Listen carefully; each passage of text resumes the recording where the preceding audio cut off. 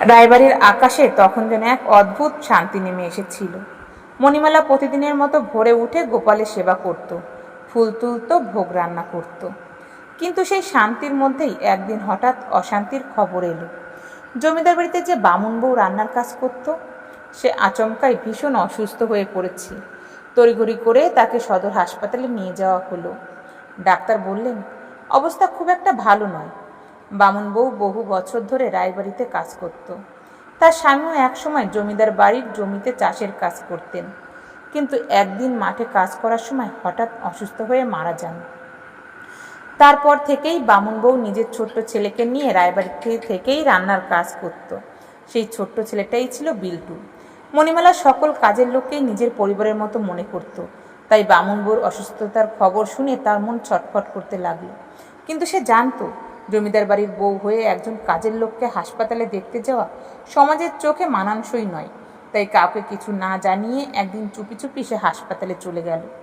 হাসপাতালের ছোট্ট বেডে শুয়েছিল বামুন বউ। মুখ শুকিয়ে একেবারে কঙ্কালসার হয়ে গেছে। মণিমালাকে দেখে তার চোখ ভরে উঠল জলে। কাঁপতে কাঁপতে সে মণিমালা দুই হাত ধরে বলল, বৌদিমণি, আমার ছেলেটাকে তুমি দেখো, ও যে একেবারে অনাথ হয়ে যাবে। মণিমালার বুকটা হু হু করে উঠল। সে গোপালের চরণে ছোঁয়ানো ফুল আর বেলপাতা বামুন বউর মাথায় ঠেকিয়ে বলল, এভাবে বলো না, তুমি ঠিক ভালো হয়ে যাবে, চিন্তা করো না। বামুন বউ মৃদু হেসে মাথা নাড়ল। না গো বৌদিমণি, আর বুঝতে পারছি আমি আর বাঁচব না। আমার বিল্টুকে তোমার হাতে দিয়ে গেলাম। আমরা গরিব মানুষ, ওকে মানুষ করতে পারলাম না। তুমি যদি পারো ওকে লেখাপড়া শিখিও। কথাগুলো বলতে বলতেই তার চোখ দিয়ে জল গড়িয়ে পড়ল। কয়েকদিনের মধ্যেই বামুন বউ মারা গেল। ছোট্ট বিল্টু মায়ের মৃত দেহ জড়িয়ে ধরে কান্নায় ভেঙে পড়ল। সেই দৃশ্য দেখে মণিমালার বুক ফেটে যাচ্ছিল। সে ছুটে গিয়ে বিল্টুকে পক্ষে টেনে নিল, মাথায় হাত বুলিয়ে বলল, কে বলেছে তোর কেউ নেই? আমি আছি। আজ থেকে তুই আমার কাছেই থাকবি। সেদিন বিল্টুর জন্য প্রথমবার মায়ের স্নেহের স্পর্শ পেল। মণিমালা বিল্টুকে নিয়ে যখন রায়বাড়িতে ফিরল, সবাই অবাক হয়ে বলল। রায়গিন্নি জিজ্ঞাসা করলেন, তুমি কোথায় গিয়েছিলে? মণিমালা শান্ত গলায় সব কথা খুলে বলল। জানালো বামুন বউয়ের শেষ ইচ্ছার কথাও। কথা শুনে রায়গিন্নি হতভম্ব হয়ে বললেন, তুমি কি বলছো? শেষ পর্যন্ত একজন কাজের লোকের ছেলে এ বাড়িতে মানুষ হবে? মণিমালা ধীরে বলল, মা, ও তো একেবারে অনাথ হয়ে গেছে। আমরা কি পারি না ওকে নিজের সন্তানের মতো মানুষ করতে? ঠিক তখনই পিসি শাশুড়ি চিৎকার করে উঠলেন, তোমাদের মাথা খারাপ হয়ে গেছে নাকি? একটা কাজের লোকের ছেলেকে ঘরে তুলছো, বড় হয়ে সব দখল করে বসবে। মণিমালা শান্ত চোখে তার দিকে তাকিয়ে বলল, আমাদের ভাগ্যে যা লেখা আছে তাই হবে, কিন্তু তাই বলে একটা শিশুকে কি পথে ফেলে দিতে পারি? তার কথায় সবাই চুপ করে গেল। এরপর ধীরে ধীরে বিল্টু রায়বাড়িরই একজন হয়ে উঠল। মণিমালা তাকে নিজের সন্তানের মতো ভালোবাসতে শুরু করলো। নিজের হাতে খাইয়ে দিত, পড়াশোনাও শেখাতো। অসুস্থ হলে সারা রাত জেগে মাথায় জল দিত। একদিন গোপালের সামনে বসে মণিমালার চোখ ভিজিয়ে বলেছিল, হে গোপাল, এতদিন তোমায় সেবা করেছি। বিল্টুকে কাছে টেনে নিয়ে যদি কোনো ভুল করে থাকি তবে আমায় ইঙ্গিত দিও।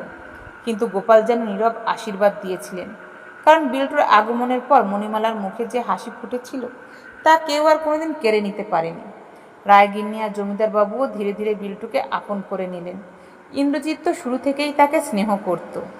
বিল্টুর পরিচয়পত্রে দেখা হলো রায়বাড়ির সন্তান। বিল্টু কখনো সেই ভালোবাসার মর্যাদা দিতে ভোলেনি, সম্মান করতেও ভোলেনি। সকলকে অসম্ভব ভালোবাসত। পড়াশোনায় ছিল অত্যন্ত মেধাবী। বয়স বাড়ার সঙ্গে সঙ্গে তার ইচ্ছে হলো ডাক্তার হওয়ার। মণিমালা এক মুহূর্ত দেরি করেনি। শহরের সব থেকে বড় স্কুলে ভর্তি করিয়েছে, পড়ার বই এনে দিয়েছে, ভালো শিক্ষকের ব্যবস্থা করেছে। বিল্টু প্রাণপণ পরিশ্রম করেছে। কারণ সে জানতো এই পরিবারের ঋণ সে কোনোদিন শোধ করতে পারবে না। বহু বছরের পরিশ্রমের পর একদিন খবর এলো বিল্টু ডাক্তারি পাশ করেছে। সেদিন রায়বাড়িতে যেন উৎসব নেমে গেল। কয়েকদিন পর বিল্টু ডাক্তার হয়ে প্রথম গ্রামে ফিরল। বাড়িতে ঢুকেই সে সোজা ঠাকুর ঘরে গেল। মণিমালা তখন গোপালের সেবা করছিল। বিল্টু মাটিতে মাথা ঠেকিয়ে প্রণাম করল। চোখে জল নিয়ে মণিমালা বলল, আজ আমার গোপাল সত্যি আমার কোলে ফিরে এসেছে। সেই আনন্দে জমিবাড়িতে মহাভোজের আয়োজন হলো। গোপালের বিশেষ পুজো দিল মণিমালা। গ্রামের সকলকে নিমন্ত্রণ করা হলো। গ্রামের মানুষ এসে বলতে লাগলো, বামুন বউয়ের ছেলের কি ভাগ্য, মা বাবা হারিয়ে এমন পরিবার পেয়েছে। আর কেউ বলল, মণিমালা শুধু রায়বাড়ির বউ নয়, ও তো সবার মা। কিছুদিন পর একদিন বিল্টু মণিমালার ঘরে এসে বলল, মামুনি, আমার পড়াশোনা শেষ হয়েছে, এবার বলো আমি কি শহরে চাকরি করতে যাব? মণিমালা মৃদু হেসে বলল, চাকরি তো অনেকেই করে, কিন্তু আমাদের গ্রামে একটা বড় হাসপাতালের খুব দরকার। গরিব মানুষ চিকিৎসা না পেয়ে মারা যায়। আমি চাই তুই এখানেই থেকে মানুষের সেবা কর। জীবের সেবা মানেই ঈশ্বরের সেবা। বিল্টু বিনা দ্বিধায় বলল, যা তোমার ইচ্ছা সেটাই হবে। তারপর ইন্দ্রজিৎ ও মণিমালা মিলে গ্রামেই একটি বড় হাসপাতাল তৈরি করলেন।